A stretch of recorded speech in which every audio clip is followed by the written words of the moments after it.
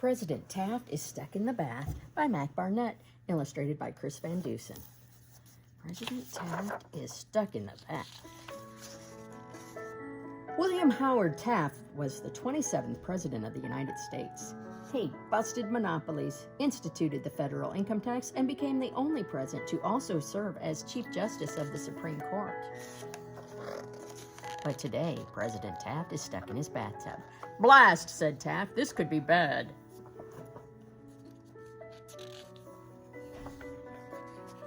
He squeezed, and he shimmied, he hefted, he stretched. He gripped the rim of the tub and attempted to lift himself. But it was no use. President Taft was stuck in the bath.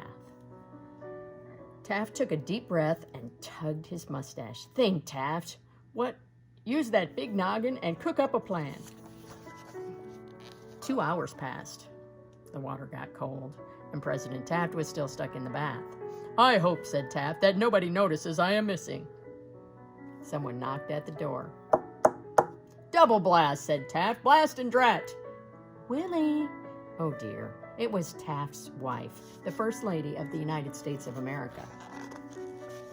"You've been in there a while. Is everything fine?" Taft splashed in the bath. "Yes, Nellie," he said. "I'm just scrubbing my back." "I see," said Nellie. "Are you really quite sure?" "Oh, blast," shouted Taft. "Why can't a man have a nice, quiet bath?" Nellie said, "Sorry, Willie." She sniffed. Taft felt bad. "My love," said Taft, "I am stuck in the bath."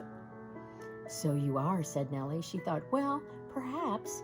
"It's a disaster," said Taft. "Yes, but perhaps." "Blast perhaps," shouted Taft. "We need action, a plan. Please be a sweetie and call the vice president." The vice president came and stood by the tub. "Well, Jim," said Taft, "I'm stuck in the bath." "I see," said the VP. "Well, you've called the right man. I'm ready to be sworn in as President of the United States of America." "Blast that," shouted Taft. "A preposterous plan." "Perhaps," said the First Lady. "Call the Secretary of State," shouted President Taft. "Mr. Secretary," said Taft, "I'm stuck in the bath." "Indeed," said the Secretary of State. "Let me put this diplomatically. A man of great stature need not be of great girth, and so—" "Blast, man!" shouted Taft. "Are you calling me fat?" "No, sir," the Secretary of State was taken aback, "but certainly a diet combined with calisthenics—" "Blast diets," said Taft. "I need something fast." "Should we swear me in as president now?" asked the vice president. "Call the Secretary of Agriculture," shouted President Taft.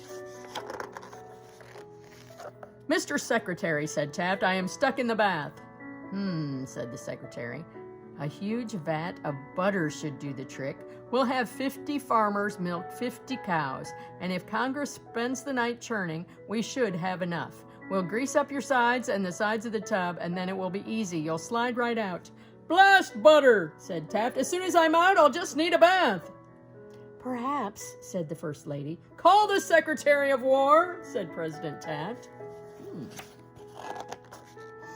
"Mr. Secretary," said Taft, "I'm stuck in the bath." "Yes," said the secretary, "we'll soon see to that." "With what?" Taft asked. "Dynamite." Taft was aghast. "We'll just need a few sticks of TNT and a rather long fuse, and boom! You'll be free. We'll blast this old tub into smithereens." Blasting," said Taft. "That's dangerous, man." "You'll be wearing a helmet," said the Secretary of War. "No!" shouted Taft. "Don't you think President James Schoolcraft Sherman sounds catchy?" said the Vice President. "No!" shouted Taft. "Perhaps," said the First Lady. "Call the Secretaries of the Navy, Treasury, and Interior," shouted Taft. President Taft. "Send deep sea divers into the tub," said the Secretary of the Navy. "Throw money at the problem," said the Secretary of the Treasury. "The answer is inside you," said the Secretary of the Interior. "Blast that, and that," shouted President Taft. "It is clear I am unfit for office. A president cannot govern while stuck in a tub. Am I to be carried around in this great nation in a tub, borne aloft on the backs of 6 young men like a princeling from antiquity?" I like this, throw money at the problem. "No," bellowed Taft. "It is un-American." Taft waved his right hand. Fetch the Chief Justice. I will resign, and let's swear Sherman in. Wait, said the First Lady. Let's not be rash. There are 8 of us here. Perhaps if we stop using our brains and just use our arms, we can pull Willie out of the tub. It was a pretty good plan, and so those 8 great minds rolled up their sleeves, and they yanked and they tugged, and at first Taft wouldn't budge.